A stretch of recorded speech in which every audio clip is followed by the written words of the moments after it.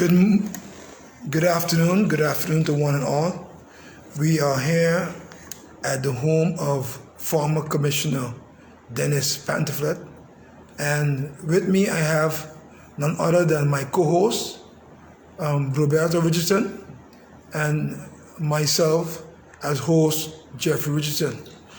Before we start the program with regards to the starting of the history of St. Maarten becoming a country within the Dutch kingdom, we are going to be just going over a little introduction of who is this person, former Commissioner Dennis Pantophlet, that we are speaking about.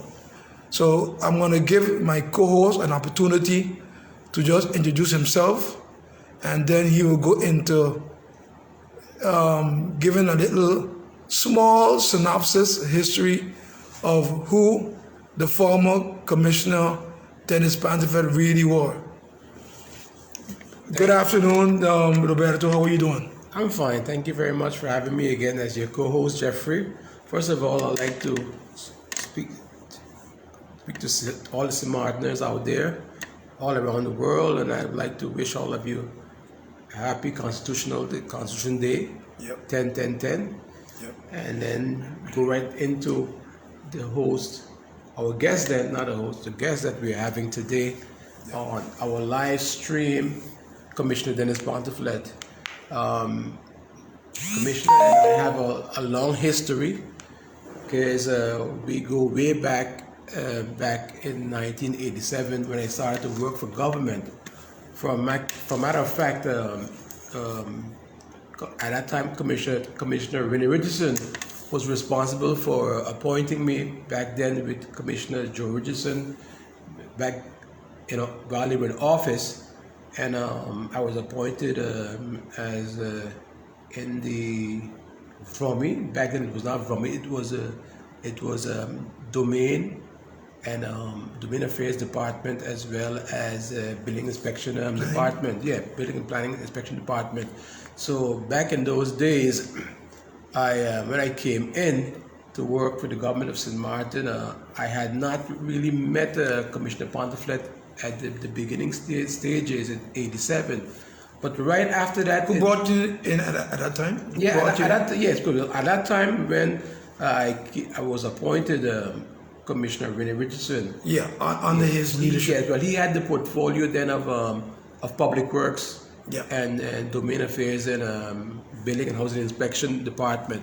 So right under his executive council with Commissioner Joe Richardson, as well as Lieutenant Governor Ralph Richardson, they were the executive council, and under their executive council I was appointed to the government of St. Maarten. Okay, fine. I just want to say good afternoon to Mr. William Badenson, who's watching. He just said he's with us, and he's listening on to this particular program that we're going to have this afternoon. So William Badenson is always one of my special guests that is always on. So I just want to give him a special hello, just to say hi to him. That's right. So you can continue with where you left off, so pertaining to how you got involved with meeting the former commissioner. Since we are short for time, because I just want to just run right quickly into it and not try to pass myself in terms of information that we would want to divulge and wait until our guests come on, our special guests. So I was just saying that so back in those days, back in '87, Commissioner Dennis Pantophlet was at that time elected as a member of the Island Council in '87, and right after that, '87 to '88 to '89, he was then appointed as commissioner to the Executive Council. So that is where we built this relationship back then, and then I would save the rest of it as we introduce our guest, and we go right into the program from here on. Really, Roberto, what was your relation or connection with Commissioner Dennis Pantophlet? When you say relation, in what sense? How in we terms met? Of, in what way did you work with him? Well, I was wondering if we were going to say that until when he comes on the program. But what I can say is this: is that when Commissioner Pantophlet when he got appointed rather to the Executive Council back in 1989, I was working for the Department of Building and Housing Inspection, as I said before, and I quickly after that was discovered by Commissioner Pantophlet because I think at the time there were the need, not just the need, but he saw my ability to be able to function in the areas that he needed me to, and quickly after requesting me to get some work done for him, he was able to see what I was able to do in terms of my educational background, being an architect by profession, so building and housing inspection, and then at that time there was I think there was an opening for planning in the planning department, and the commissioner needed to get some work done, and he quickly brought it to my attention and asked me to look into it, and there's where we just clicked, because I quickly right after that I was able to present to him my findings as well as a report as to how we would approach planning at that particular time, and I'm talking about more funding for development aid projects as far as the island territory of St. Maarten is concerned. Yeah, okay. But there were a couple of things that you did for the commissioner back in those days. I remember you telling me, as my brother, I know certain things that you went through while you were part of the government apparatus back then. And you told me that you were involved with the Hugo hurricane. Yes, Can you give an explanation on that? Yes. Like I said, again, you kind of like jumped the gun here, but you see, those are the reasons why, Jeffrey, I have been very, very, very, very adamant and very active, let's say, out there on Livestream and as well as on WhatsApp, and I do a lot of writing, which because I'm so passionate about the direction that St. Maarten is going in, and also love for my country. But I can remember back in the days of Hurricane Hugo was one. I was working for Mr. Rudy de Valadin, and he was the director of the St. Maarten Housing Development Foundation, and I was asked to look into presenting a report as to the damage after Hurricane Hugo, because at that time the Executive Council comprised of Commissioner Dennis Pantophlet, Commissioner Valerie Gittison Pantophlet, Commissioner Ebenezer Richardson, as well as I did, yes, and yes, I said Ebenezer, and Commissioner Patsy Flanders. So that was the Executive Council at that time, and I was quickly asked then to represent St. Maarten, to make reports and work closely with the Dutch government. At that time, what we call intendeskundige was sent in with a team from the Netherlands in the time of the then Minister of Antillen and Roman Affairs, Mr. Jan de Koning, and he sent a team to St. Maarten, and I was selected. I was one of the few that was selected to work with them. For a matter of fact, the government of the Netherlands requested of the Executive Council of St. Maarten that I be appointed and be assigned for 1 year to work with the government of the Netherlands. At that time, what we call in Dutch uitgeleend. And so Commissioner Pantophlet was very instrumental in giving me the opportunity then to releasing me on behalf of the Executive Council to take up that appointment for 1 year. Okay, sounds great.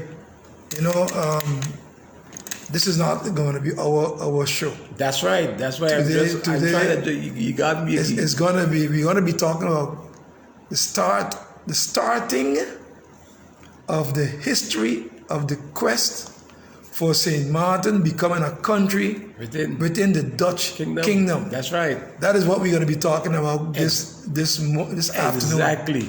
So I just give you an opportunity to build on who is Commissioner Pantophlet. Yes. Because we want to know from before. Hey, Commissioner Pantophlet is this person that we know of. That a lot of people, a lot of the older heads would know who Commissioner Pantophlet is, because the younger folks wouldn't know him because he's not around like how he used to be before. But Commissioner Pantophlet played a pivotal role in a lot of things that happened in St. Maarten. Even with the airport situation, he was one of the big persons involved with the airport situation. That's why really, Jeffrey, I didn't want to do it. I did not want to get into that aspect of the commissioner's political history. I didn't even go back before knowing him and his development politically as far as he's concerned, his whole career. But I stick primarily to him and I. But so I would have preferred, as the commissioner steps into the discussion, as we bring him on, that he will then elaborate on these areas, and then as he goes into those various areas, then we would then have the opportunity then to ask him questions as we move forward. Yep, that's correct. Yeah, let me say a few things about myself with Commissioner. Commissioner Pantophlet is like a mentor to me. He's one of the persons that I work with in terms of when I ran for political office. I always come to his home, ask him questions about politics, and he always was willing to give me information pertaining to when he used to work as a commissioner and how I should go about, running my campaign, etc. But Jeffrey, you're forgetting one thing there. But no. You introduced me. No. Commissioner. Let me just say one thing. You were the person that introduced me to Commissioner Pantophlet. That's right. You see, you wanted to get that big up. But for sure, I must say, my brother is the one that introduced me to Commissioner Pantophlet back in the days. And I really took a liking for Mr. Pantophlet because I saw that he was a person that was willing to share all his experiences with persons that is coming up in the ranks as politicians. And I really appreciated him very, very much. That's why I always hang out with him, not now and again, constantly. I mean, sometimes people tell me on the road, we haven't seen him for a long time. And I say, I'm accustomed to seeing him because I go to his home and I relax. We relax on his porch and we discuss certain things about politics, and we go really deep into discussions and stuff like that, Roberto. Even with you, I had those discussions along with him. As Commissioner would be saying time to time in the program, because this program is we have asked him to come on to bring the facts, to bring the historical facts as to where we came from, because every ending has a beginning, and this whole constitutional journey to getting into 10-10-10 has a history that the commissioner intends to bring to the public on this broadcast, and that is why he's going to be foremost given the opportunity, since he is the guest and since he's the one who will be having the word, to be able to share with the people of St. Maarten. Those that have been around for a long time, they will know the history of events, but then you have a lot of the younger people who don't know, even the younger politicians in office, they themselves don't even know this information.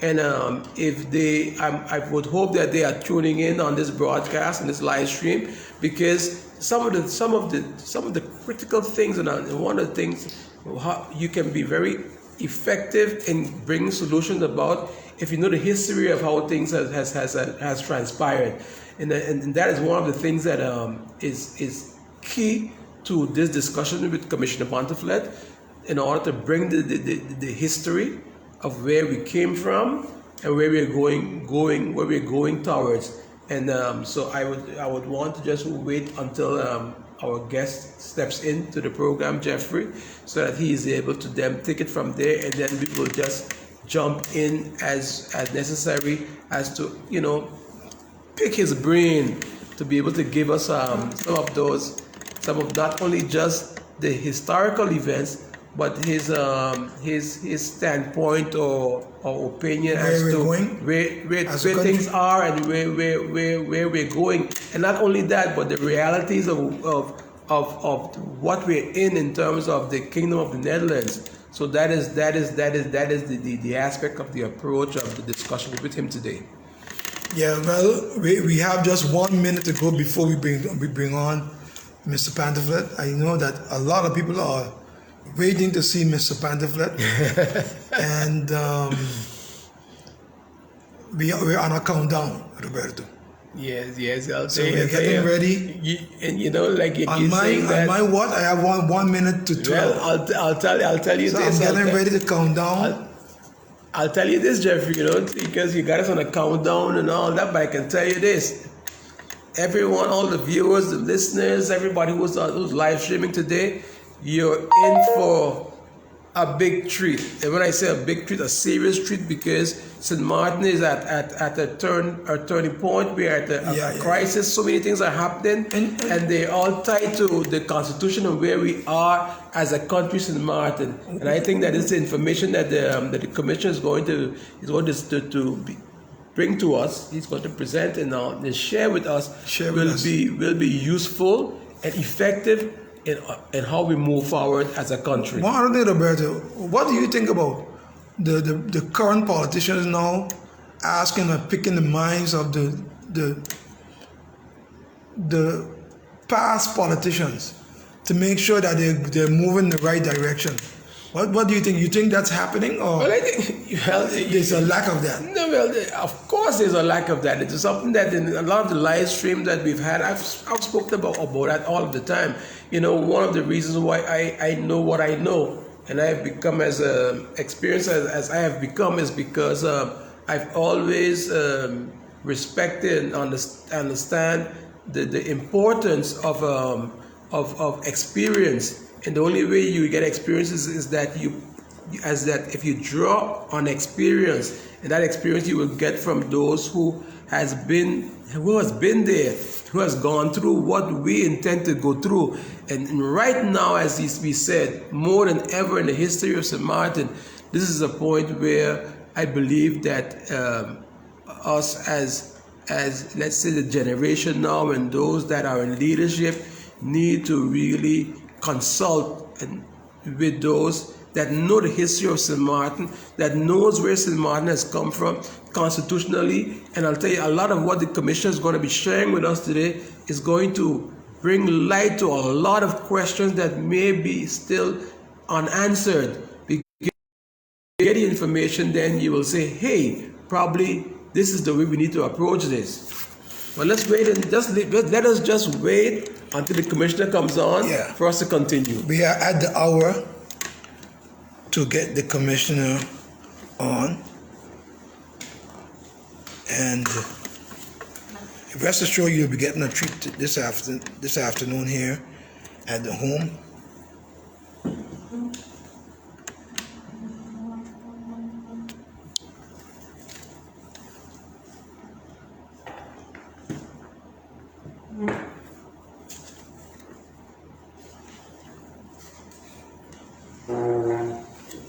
We are here at the home of Commissioner, should I say former Commissioner Dennis Pantophlet.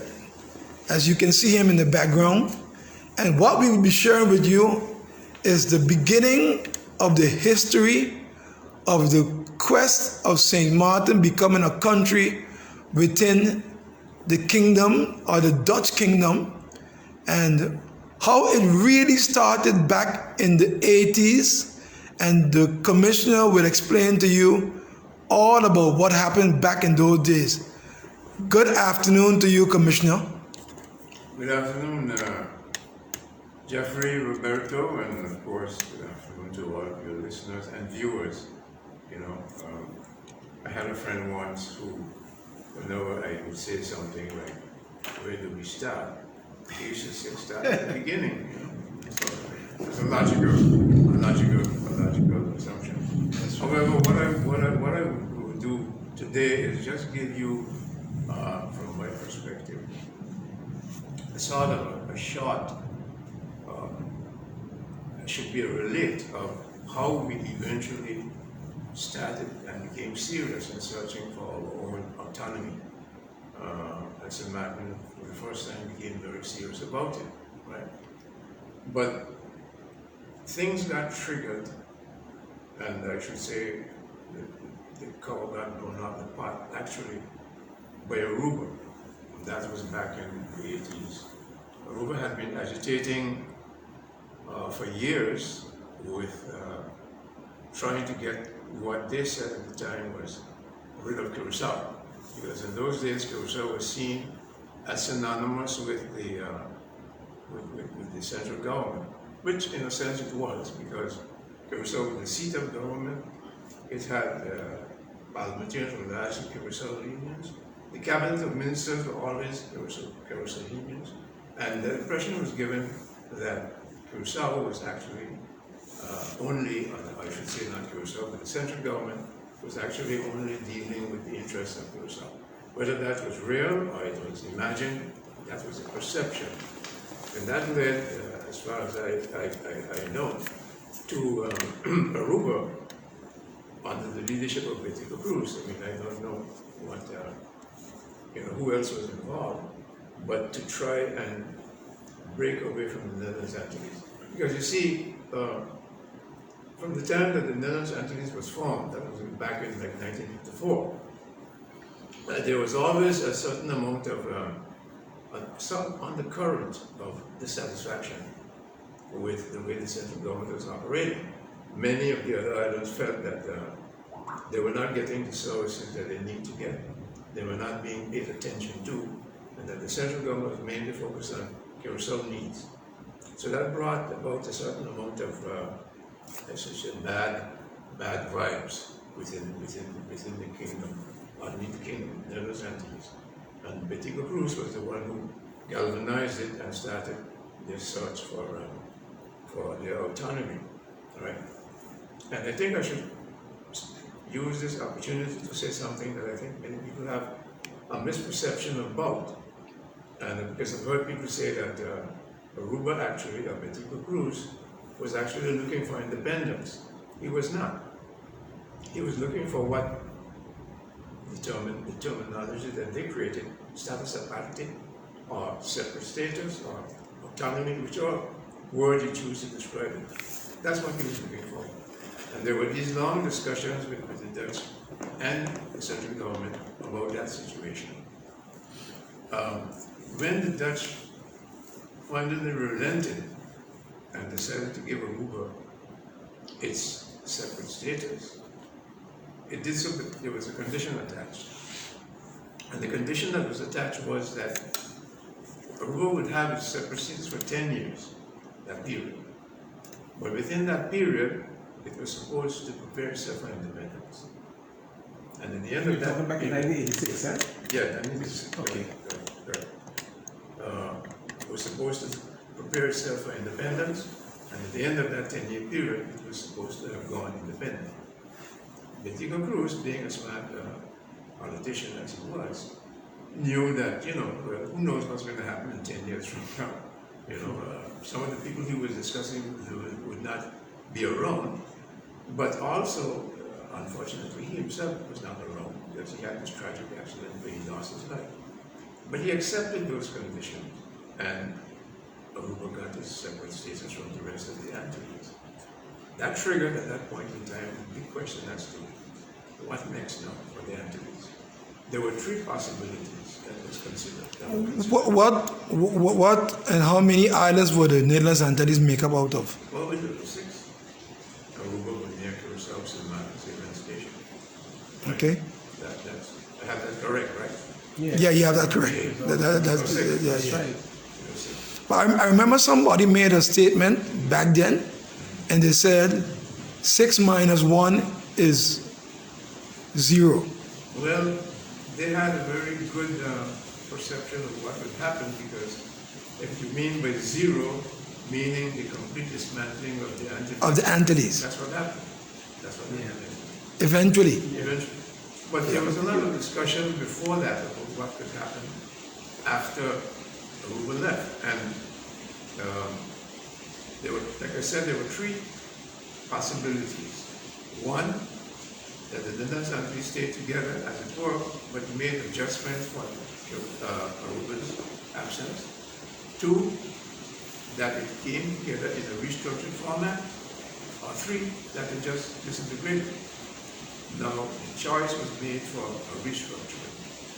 And it was during that time that we had all of these committees, and I remember under Poirier of the PAC, we had this famous document called Lincoln Work.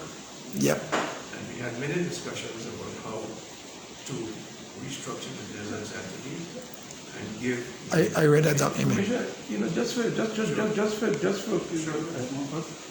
clarity for our listeners also, because they would want to know at that time your role, because we mentioned in the introduction to that you stepped in as executive council back in 1989, and of course that's a longer story that I think you will need another program to go correct, into, right?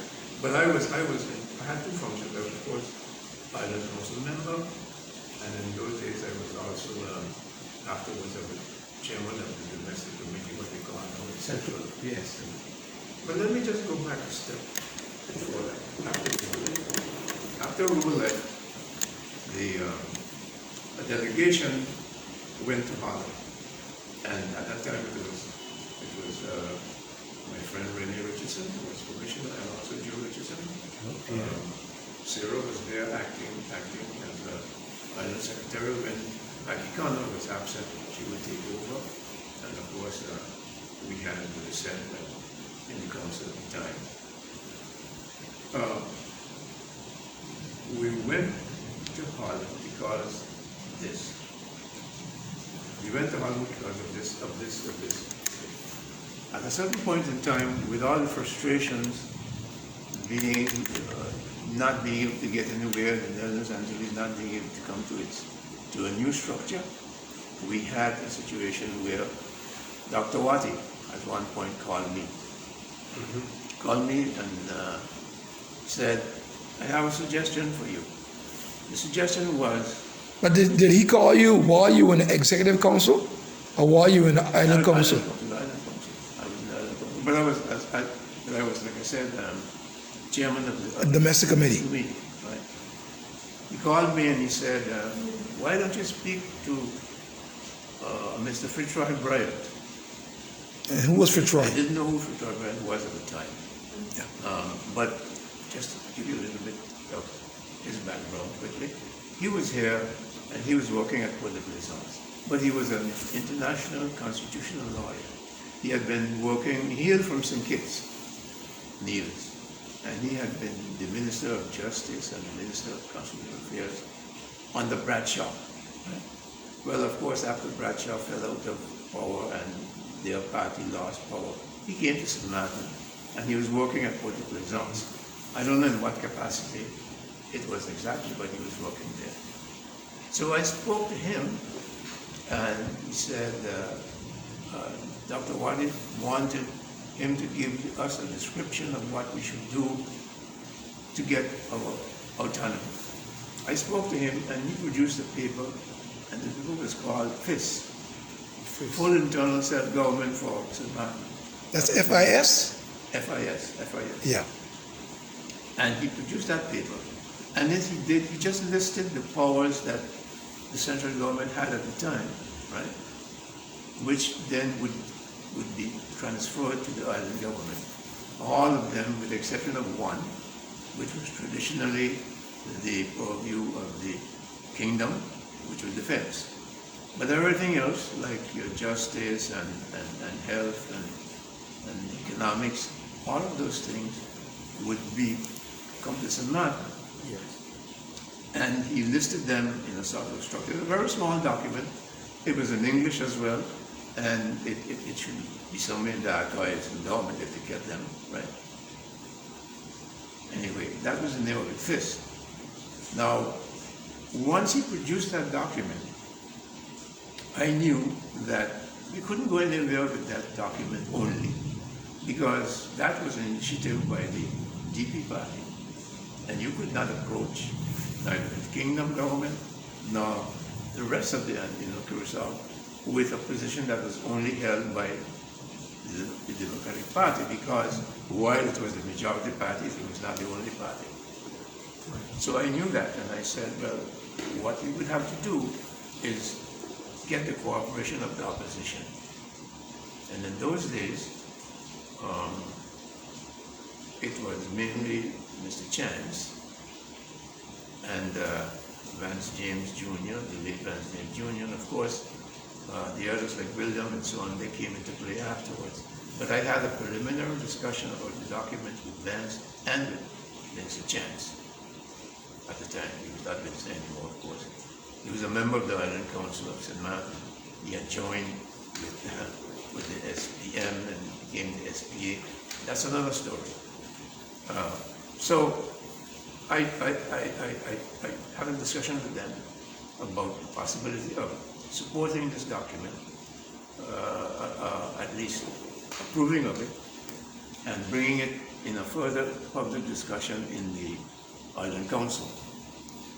Minister Chance came back to me with the answer that they got. I suppose they discussed it internally, which is something I don't know, within the party. But he said, we will support it, but we need a name change on the document. And the name change was simply this.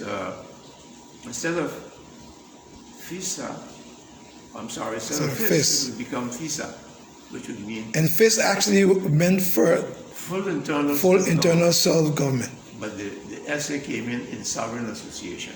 Okay. So the name was Full Internal Self-Government and Sovereign Association. Now, even Mr. Chance himself never explained to me exactly what the Sovereign Association meant. Mm-hmm. But I assumed that it meant that we would act in an autonomous situation within the kingdom as though we were an independent country, which we were actually not.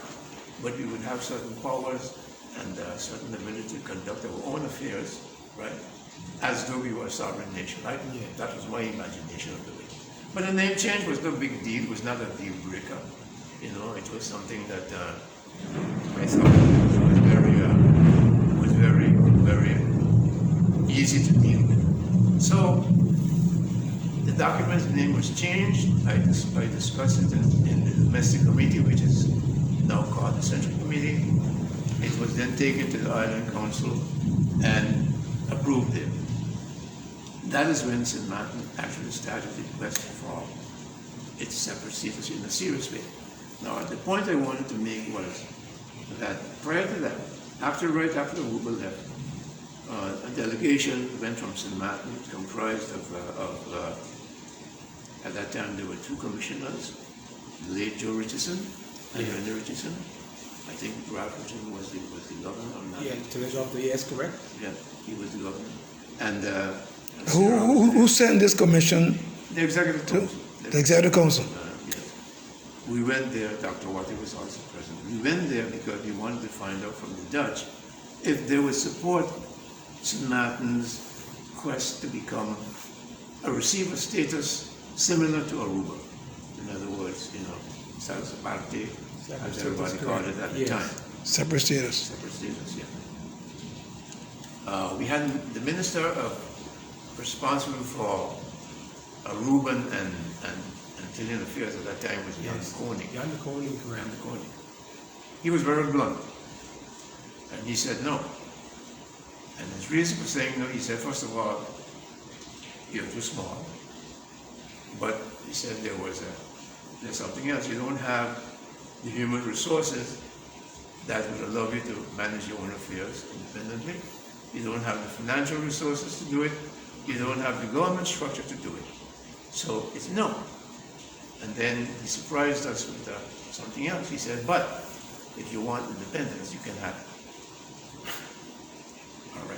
He also gave us a dossier, or what do you call it now? Proposal? No, A file? Yeah, file with all the steps that St. Maarten should take Yeah, Project Fire. to become Yes. independent. Yes. Now, I don't know if any of the others, like Rene or Sarah or Millicent, would have theirs. I lost mine in one of the hurricanes because I had it in a storeroom that got blown away. Yeah. But it itemized the steps that we should take. You have to remember that in those days, the United Nations was breathing down the necks of those European powers that had their colonies and territories to free them, give them their own political determination and so on. But we hadn't gone there for that. We had gone there to find out if they would support us staying within the kingdom, but getting our separate status, so to speak. So we took it and we came back, right? And when we came back, the frustrations continued because we kept holding discussions. There were many conferences, many discussions, but we could not get to the point where the Antilles would be restructured to the satisfaction of everyone. And that is when St. Maarten decided now seriously to seek its own destiny politically by starting its departure from the rest of the Antilles. And of course, that resulted in various committees being set up, various information sessions throughout the districts and so on. That was started to start to explain what St. Maarten was trying to do, right? So that is actually where it started. And for what year, around what year? That was in the 80s? Late 80s? That was in the 80s, yeah. I am not a very good person on remembering the years. You have Yeah. I have to check that out. Okay. But it was right after Ruba. Yeah, after 86. 85, 86, that we began seriously discussing how we would depart. Right? Yeah. Now I was in the beginning leading that quest because I traveled, with many. At first, of course, it was like we said, Joe Richardson, and who was leading some of those things. Later on, as the government changed, the whole story about the breakup of the DP and all of that. And you were part of the following executive council, Yes. and then seen then as the leader, Yes, as the I so-called leader of government at that time, within the executive council. Correct. That was that way. And of course, we had our problems then with the Dutch government, which led to all the debacles with the board and the port, which is something again that's for another. Of course. That is very, very, very difficult times for St. Maarten. There were difficult times for St. Maarten. And so when we got to the point where we got to what we call 10-10-10, I was no longer, I played a supportive role for about 3 years as the head of the Constitutional Department, but I was no longer in a political role, and that was left to people like William and to Sarah and those, So at that time when you were the commissioner, at that time when you were the head of the Constitutional Affairs Department, as you see, the leader of government or the executive council, it was a DP executive council at that time, and I believe that Sarah Rescott Williams was then the leader of that government, where it continued. Yes. So What I'm trying to say here is that 10-10-10 did not happen on the 10th of October 1900 what was 10? Yeah. 2010. 2010. It did not happen on that day, on a singular day. This was something that was building up for years. Led up to that day. Led up to that, it was all of the different discussions and frustrations and committees and all that. And I would like to say something else. What? I think that the people who worked on those committees, because finally when we got to that stage, we had a number of committee, say private citizens, forming committees who had skills in finance and law. We had these various committees formulating the plan for St. Maarten's constitution. And I think some of these people should be recognized because they did a lot of work.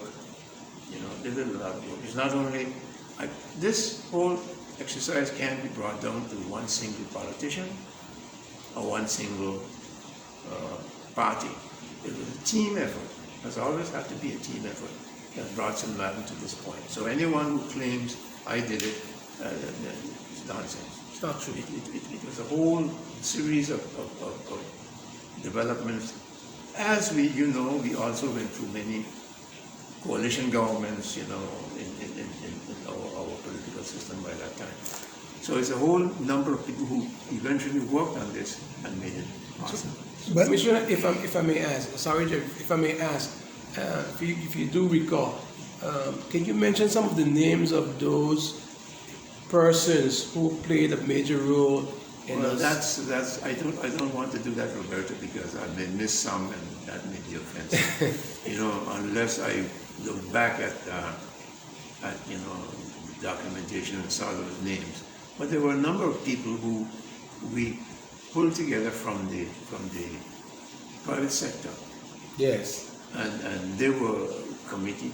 I mean, you know that you were part of some Yes, of the discussions, right? Correct. But this calling names and offending some by not calling it is not something I want to do. So unless I had prepared that in advance, and because there was a lot of documentation that went into these processes. There were a lot of. I have a question for you, Commissioner. Sure. What led up to the 1994 referendum, and who was the one that really called for that referendum? The 1994 Who were those referendum, people? You mean where we were, whether or not we should become a Yeah. country? There was a referendum held in 1994, Yeah, well, which was led by Gracita Gracita back in those days. Gracita came into that position under my stewardship as commissioner. She was made she was working with the constitutional office back in those days, and she was given the task of putting together a referendum for St. Martin's departure from the. So you couldn't depart without having a referendum? Well, yes, you could, but that's another position I want to say. That look, one of the things I always held as a maxim, I should say, a philosophy, was that anytime there's going to be a drastic change in the structure of a country, political structure, constitutional structure, it should be something that people sanction. It should not be something that an individual politician, no matter what their strength, how popular they were, it should be something that people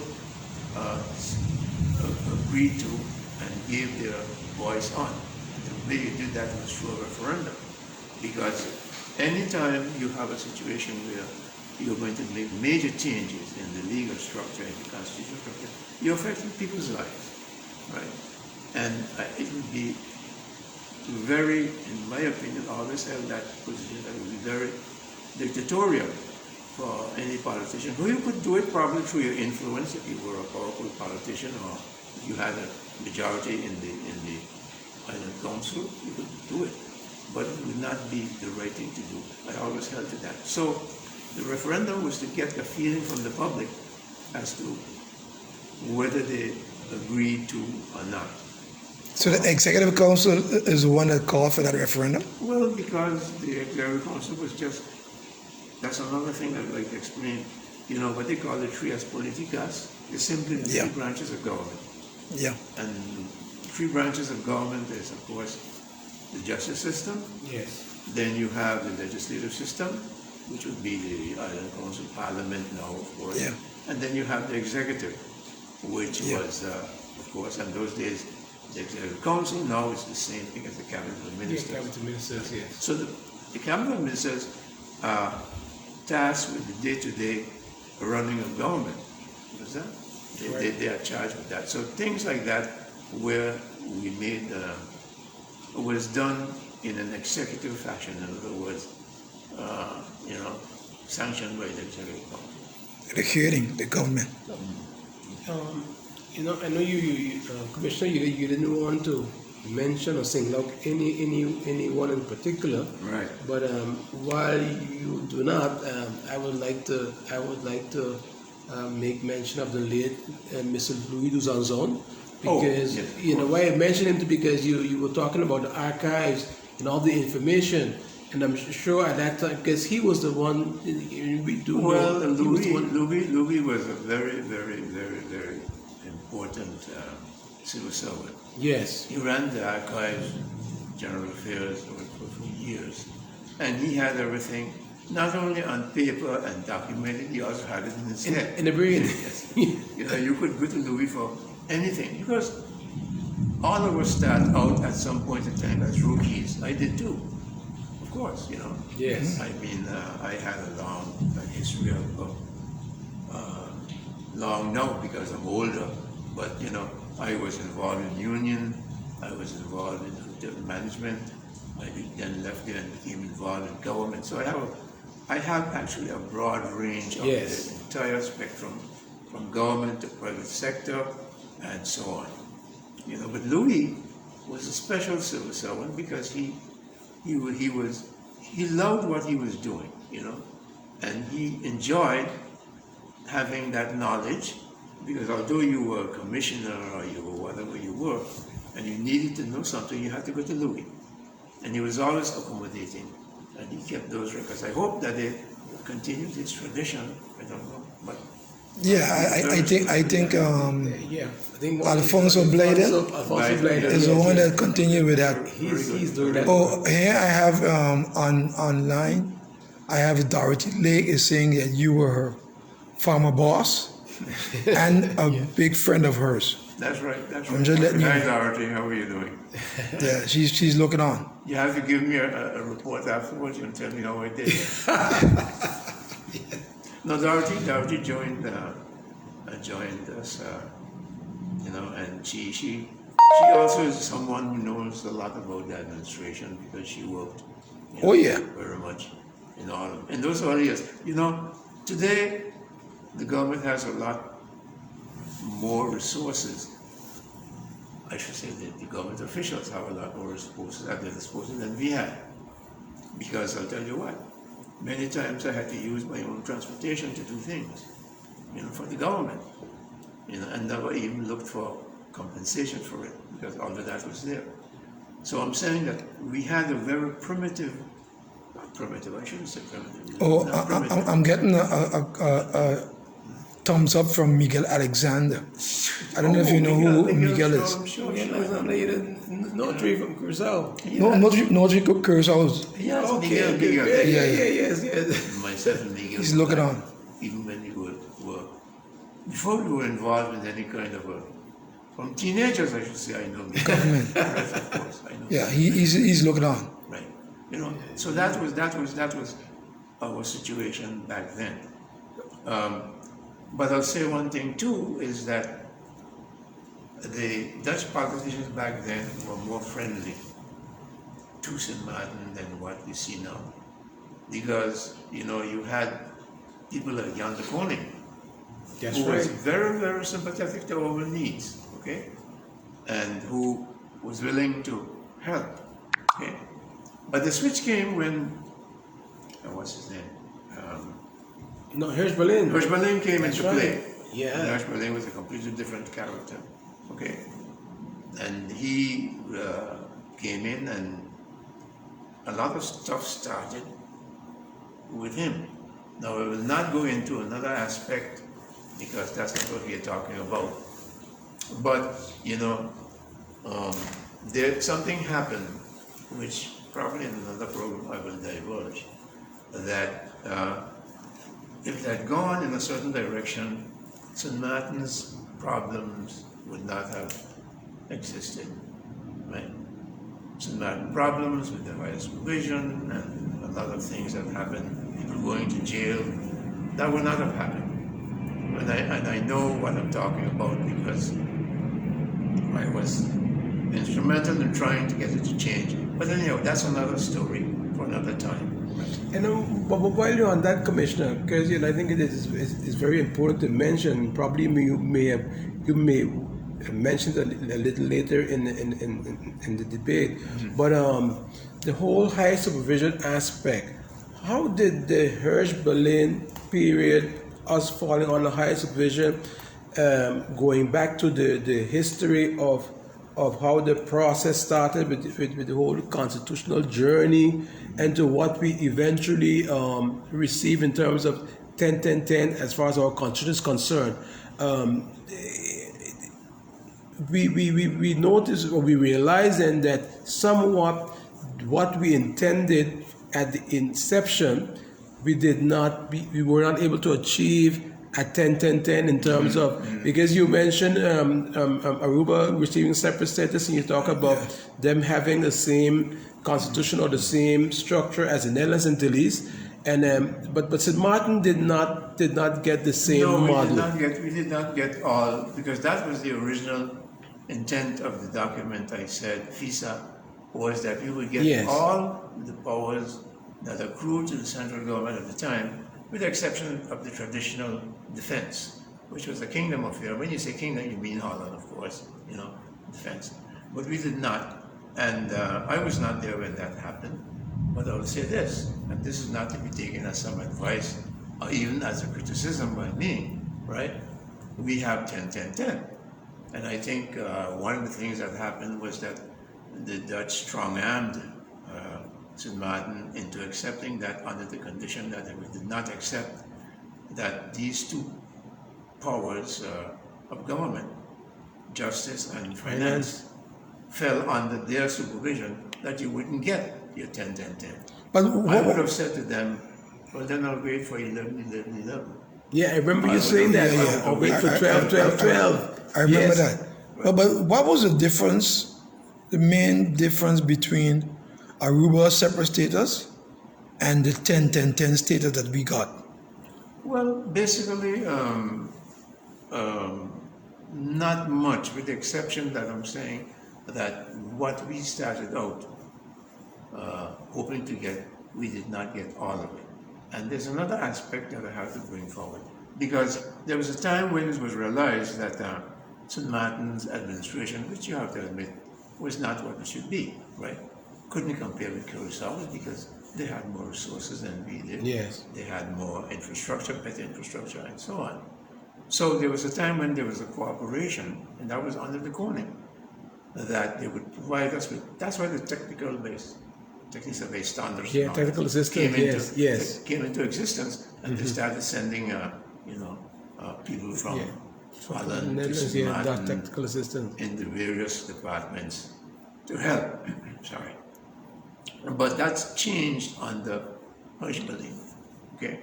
That changed under him drastically, and it was almost like a need to punish St. Maarten because of a certain direction that Hirsch-Berlin wanted us to go, and it didn't happen. Like I said, that's a different story for me. What that direction was? Well, they wanted to control the political development of St. Maarten. They wanted St. Maarten, the political parties, to form the kind of government that they wanted. And when that didn't happen, because of a number of reasons, which I can't divulge now, will take too much time. When that did not happen, the whole relationship between the Dutch and us changed. It became one of more adversarial than cooperative. Advice. I have here. So I was going to say, I don't want us to get in trouble because we mentioned a few other persons that came that are on. Without mentioning Claudette LaBega, your dear friend Claudette. So she wants to say hi too. But she says here, so nice seeing you, former Commissioner Pantophlet. So happy with this interview, with this knowledgeable, experienced, and eloquent gentleman. So there she's giving you some very high well, I'm not a spring chicken anymore. caliber. Exactly. But we also, but that is exactly the commission in Pantophlet that she knows and Yes. experience, and I experienced also, and then she's basically You know, saying that yeah. hasn't changed. Eh? I always say this, I always wanted to. There's some people that may have a certain ego, and for example, they may think that if you advance, it diminishes them. I never had that. That's correct. No. I always to help. I always see that with you. You know? That's one of the things that drew me very close to you, because you were always willing to help others whenever needed, or whenever those persons wanted you to help them. Sure. I have your Dorothy saying that you're a walking encyclopedia, Dorothy, and I want to mention Ruby Daniel as well. Oh, Ruby. Ruby Daniel is a very close friend of mine. Ruby. She is saying that you are the best commissioner ever, Yeah. and Thank you. God bless Ruby. you. Ruby. She's just saying hi, Hi again. and she wants you to take off your hat, but I tell her no, you can't do that. Well, I don't know how many people know about this. She would just story. want to. No, She but just you want to see, see your handsome If I face. take off the hat, I look like Rip Van Winkle. You know that story? Story of the guy who went to the hills and fell asleep under 300-400 years, and when he came back down, he was so changed that nobody recognized him. I don't know how he survived sleeping for 100 years, but that was a story. That's a children's story. So I don't want to look like Rip Van Winkle, so I'll keep on the hat. I want to call some name because I started calling names, so I want to. Okay. Dolores Flanders Bryan. I don't know if you know Dolores. Yes, I know Dolores. Oh, you know Dolores as well? Clemenso Fleming. Clemenza, yeah. I don't know if you know Clemenso. Yeah. When I say I know them, but Oh, you know their names. No, you. not very Yeah, much. but one person you know for sure. I got to mention her definitely. Regina La Vega. Oh my goodness. I have to say, oh my goodness, too. Regina's watching you. You have a lot of Regina, how are history. you, Regina? Just give her a Yes, of course. Yeah. hi. No, Regina came in and worked in the tourist office. A lot of the things that we developed, in that time was also one of Regina's works. Because when I came as commissioner, people will remember what the tourist office was. Correct. It was just a booth, information booth. I remember that in Front Street, At the fair, at the square. the small square. The small Yeah, square. Little booth, Yeah. that's what it was. And then we, we expanded it, and we went into the larger building on the Bondfield and expanded it into a real department. And Regina was very instrumental in a lot of that work. You know what is noteworthy to mention there, Commissioner, and as I said that earlier also, what you did in your political career, even over the years, like for myself, coming into office, you were able to you selected a lot of young professionals that graduated, from universities and all that. And you gave everyone the opportunity to work.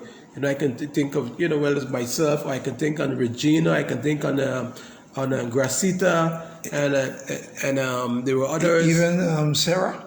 Yeah, Sarah was a politician. that- Sarah was Sarah was the but political end. Sarah, no, that wasn't a political. That was from the political aspect. And while we are on that also, because you made a synopsis of from the beginning where it started and where it ended. So what is going through my mind is in talking about that is I'm seeing Joan Renee playing at the beginning stages with Sure, yourself, they and then at that time Sarah also, she was the acting secretary. She replaced Aki when he Yes, was not correct. there. So she was already playing a role at that stage, even before she became the leader of the Democratic Party.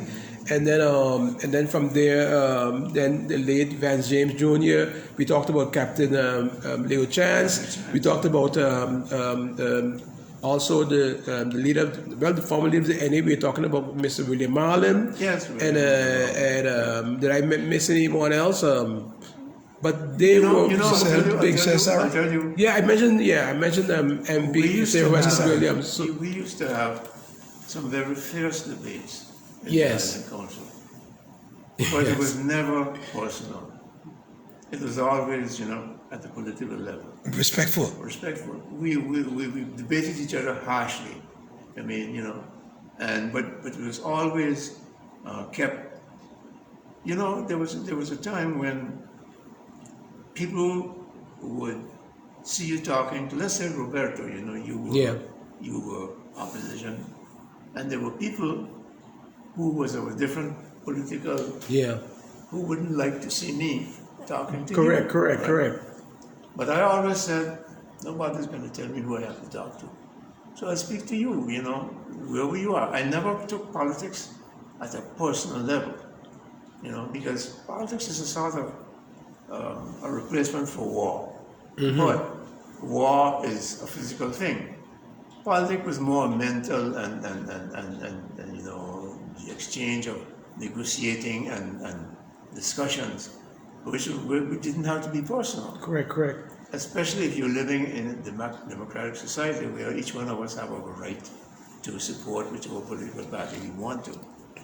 And like you're saying that to Commissioner, what is noteworthy to mention, and it has affected us over the years. I think in the politics of St. Maarten versus the politics of the Netherlands, coming out of these small islands where everybody knows everybody.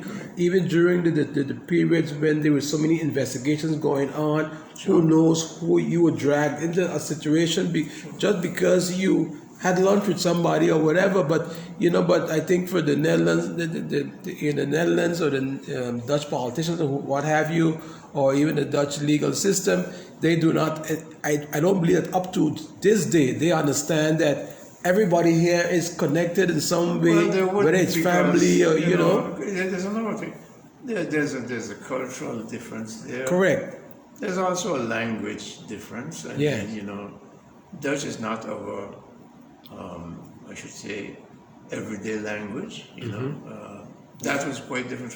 Take for example Suriname, which they could more affiliate with the Dutch. Correct. Because in Suriname, I think it was more like how you would find in the British Islands. The British Islands, you speak English, you speak English. You go to England, you speak English. Yeah. Here we speak English, but if you go to, of course, there are people who don't understand English, but it's not the everyday language that's used on the street. On the street. It's a different language. So there were always barriers where that is concerned. It happened with us too, But even here, with regards to our documentations, Yes, they were in Dutch. I can recall that. But you used to be Dutch, so you had to have a knowledge of the Dutch language even to understand them. Yeah. I have Sharmina on. I want to mention her. Okay. That's my sister. How are you doing? And she says awesome contribution on this, the 10th anniversary of the 10-10-10 status party. Sharmina is I know Sharmina. GS, Yeah, I know. the SG. SG, sorry. Yeah, I said GS. Education. SG for culture, education, I know Sharmina. culture and Yeah, sport. so- I know you guys, don't worry. I know, I even go back for the God, Ellie the butcher got the You know my father. Eki, I used to work at Florence. Sure. But coming back, Commissioner, to when you touched on the fact that we speak Dutch, I'm sorry, English at home and all that. We're talking now Dutch in Maarten and so. Right. But what's really the reason then? That while we are Dutch and French, we have French in Maarten, Dutch in Maarten. Why has it been so that we have not been able, in our educational system, even back then, not been able to develop in the Dutch language as fluent let's say, whether in the classroom or at home, as let's say the French student, the French student growing up, even back in those days. Because technically speaking, this is what I would like to say is that the Dutch at one point in time just left. Oh. When I was the language of instruction, when I was in the first grade was English. In kindergarten it was English. Yeah. I remember very well when it was switched to Dutch, and that was under Milton Peters. Milton Okay. Peters was the Colebay. Commissioner at Right. that time, yeah, In those Milton days, Peters, yes. in those days, they were called, I should say, deputies. Deputy. Okay. Deputy. Deputy. I remember that, yeah. deputy. They were not commissioner, you know. That was something that Dr. Wati brought in. He wanted the name changed because the deputy, deputy is your second hand, your man. Your Yes, Yes, second-hand yes. person. And it sounded too much as though the executive was the second hand to the governor, who was also a member. Anyway, that's another story. But they were called deputy. But I was on the third grade when he came to the school and said that we were going to switch from the language, English language, to the Dutch language of instruction, mind you, in the school. And that was because the aspect of getting scholarships, the central government started giving scholarships, but the scholarship was only to go to Holland. In those days, Correct. going to the States was not Yes. in consideration. So it was felt, if you were going to get a scholarship to go to Holland, you should know the language, right? So that is when Dutch was introduced, and at least I should say in the public school, Openbaar, but that's where I went to, right? I can't talk to you about what we used to call the sister school or the Roman Yeah. Catholic school. Let me just interrupt a little. I want to personally, on behalf of our whole team here, wish everyone that is looking on, and because you are making a contribution by looking at this live stream program, talking about the start of the quest in St. Maarten becoming a country within the Dutch kingdom. A happy Constitution Day. Because today is actually the day, 10 years after we received the separate status, Yeah. that we are celebrating our Constitutional Day.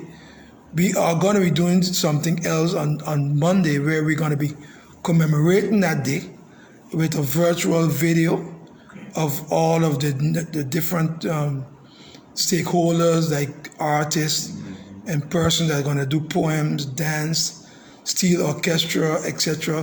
We're going to have speeches as well by the Lieutenant Governor and different of the ex-governors and lieutenant governors that will be saying giving a couple words to the people of St. Maarten, and also the current Prime Minister will also be having a speech on that particular day. So I want to wish all of you that are looking on a happy Constitution Day, and I want to say to you that Miguel Alexander is very happy with this particular Thank you, Miguel. live stream program. Thank you, Miguel. And he is saying that it's fantastic to see that you are still sharp as ever. Well, I hope to remain like that for quite a while. And he said to thank you for sharing your wealth of knowledge with the general public. On that note, too, like we always have these talk, Commissioner, over the years. You always say, give me The hard questions. the difficult questions. Before you say that, I want to say that we have just about 7 to 8 minutes left before we close off. I would join you in you saying happy 10 yes. to St. Maarten, population of St. Maarten. I would join you in that. But I would like to say one little thing right now, because now, of course, it's where to from here. Yes. Okay? It's where to from here. That's Now, a good question. This is, again, my personal view, okay? We have only two options. One option would be, and I'll view that first, would be to make St. Maarten as an autonomous country better. Give better service, keep our economy healthy, keep our finances strong, and, work on servicing the people. That's the purpose of government. It should be. But Commissioner, what do you think about the fact that this COVID-19 came into play? Do you think that this COVID-19 have an impact on the way the economy is going? Well, of course, COVID-19 has an impact. Whether it's there's a lot of theories about that, which I don't know. I'm not a specialist about, whether or not it was a real threat and as dangerous as it's proclaimed to be, because I see some people who had it, they didn't die. But I also hear about people who died in the hundreds or thousands, maybe, I don't know, okay? But it did have an impact because it has an influence on the economy. I mean, we had it even here in St. Martin, you know, where we had border closures and traffic stop. It hampered our tourism because travel came to almost a standstill. We don't even have cruise tourism coming to the country. Because of the fear of the transmission of this what is supposed to be some sort of a flu, but maybe a new strain, and perhaps, you know, a more dangerous strain, I don't know. But it did have an impact on us because it restricted our natural affiliation and our natural communication stream and travel and so on. St. Martin depends on travel a lot because that's our basic industry, tourism. And when that gets into trouble, we feel the effects. Commissioner, this is another difficult question then, because we are celebrating 10 years of separate status, and which we have a constitution of St. Martin as a country entity. So within the constitution, we've been hearing a lot of talks, even within the political arena or parliament, as with regards to a lot of the articles needing to be better amended or adjusted or so. Because when you mentioned where do we go from here, there are a lot of things within the constitution that probably needs to be adjusted for us to be able to move forward in the direction that we really desire to, because we talked earlier also about the fact that did we achieve what we initially wanted to achieve? No, we did not. So since we did not achieve that, what can you say about it? It's a work in progress. I was just going to tell you that we have basically two options. We stay as we are within the kingdom structure, but we improve St. Martin government at all levels, you know, health-wise, public service-wise, education-wise. We improve that. The only other alternative would be justice to leave, which would be independence, like I said. Because that's what, you know, at some point in time, maybe that will become desirable. But like I said before, I think that should be something that is sanctioned by the people, not by a particular politician or a particular political party. Like you're on that, Commissioner, what made St. Martin choose, or the government of St. Martin choose to hold a second referendum? What was the reason for that back in 2003? Well, I can't really tell you. I can't remember that from the top of my head, you know, as to why that happened. That occurred. We always had this the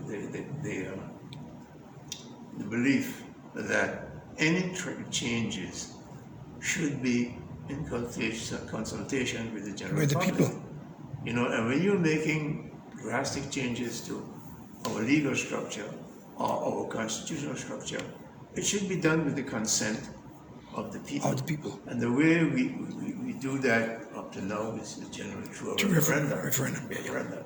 So, you know, when we make certain changes, like for example, like I was talking about, I've been hearing people talking about independence. That should not happen unless you have the same consultation with the people. Yes. Exactly. You know, to determine whether they want to go in that direction. Exactly. I have Maggie Hodge here also. Who? Yeah, Maggie Hodge. She's saying that she was a childhood neighbor of yours. Yes. Oh, Maggie. Okay. Yes. She lived next to you. Yes. No, I know. How are you going to forget Maggie? No, I didn't. No, you don't forget. I know. You know, there's so many things going through my head that but that was actually a joke when I said Maggie who, you know. Oh, okay. Yeah. Okay. I guess I know what other Maggie you're thinking about. Alma Charles. Yes. I don't know if you know Alma. But Alma saying, a long former commissioner. Thank you, Alma. You know Alma? I think I know Alma, yes. Okay. Charles, yes. Yeah. We're here and we have just 2 minutes more to go Okay. before we cut off and give you an opportunity to conclude this program. Okay. Commissioner, before you conclude, I have one more difficult question to ask you, and that has to do with where we are now. We're talking about the constitutional celebrations and what have you, and with that, we cannot leave out, because we've been touching on that, the relationship between St. Maarten, I would say Phillipsburg, and The Hague. Where we're at with this pandemic, the crisis, and all of that, and how we move forward and how we take the country forward. How do you see, or how do you envision the relationship to be with us and the Dutch moving forward? Because something has to happen, and something needs to happen. The people want to know what is happening, and so there are some answers that needs to be. And I'm not putting you on the spot here, because you are not in politics anymore, but active politics. But because of that, but we have been longing to hear from mentors like you, those who are experienced, like yourself and Renee and all the others. But even this option A thing that the Dutch is asking. Correct. Because I didn't even want to touch on that. Already accepted. Yeah, well, that part I didn't want to even bring that part in, because that's a separate discussion by itself. But I really wanted to just focus as to how can we stimulate positively how we move forward. And I'm talking now from a political perspective, The Hague, Phillipsburg, and in what way, Commissioner, what would be words of wisdom that you could give? I can only answer that in a very general sense, and that has been my motto. First of all, I think that if you are a representative of the island, that your first job is to protect the interests of the people. Yes. That's your job, right? And to promote it, as a matter of fact. That's your job. Not your personal interest, not the interest of someone else, but the interest of the people. Okay? And I always had this relationship with the rest of the Antilles, with Holland. I could be adversarial, but not hostile. In other words, I could get in a situation where I fought hard to promote the interests of St. Maarten, but I was not necessarily hostile. I didn't get angry. I just simply protected the interests of the island and the people, and I did what I had to do in order to do that. So, like I said, it's either you stay in the constellation as it is now, and you try to make it better in the best interest of St. Maarten, or you leave, which means you go outside. Even if you left, you would still have problems, because you have to adjust yourself to an international arena. That's right. But I have Alma again saying, it always takes time to listen to his people, and you're so correct with what you say.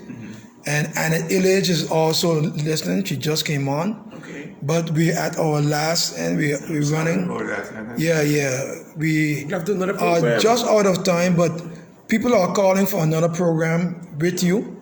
So we're going to get an opportunity to do another program. But from here on, I'm going to give you the opportunity to give your conclusion about this particular program that speaks about the start of St. Maarten becoming a country within the kingdom I would like to say of hi the Netherlands. to everyone, the population of the island, and wish all the best for St. Maarten, because St. Maarten, of course, is the place where it came from a subsistence level of existence, which I mean the ground and the sea, to what we have today. And for the future generations, it's important that we continue to have the kind of prosperity that we have become accustomed to, okay? And secondly, I'd like to congratulate you guys for doing what you do. This is extremely important. It is informative, and it brings a different situation to the public than the usual thing which people would read in the newspapers or hear, listen to the radio. It brings a specific knowledge, no matter what the topic is. You're welcome, Martha. It brings a specific knowledge, information to the public. So you and Jeffrey, I hope you continue with this, because you may not know while you're doing it how important it is, because you don't understand the impact you may be having outside there. But I think it's great, and so I hope Yeah. you guys. So we are just out of time.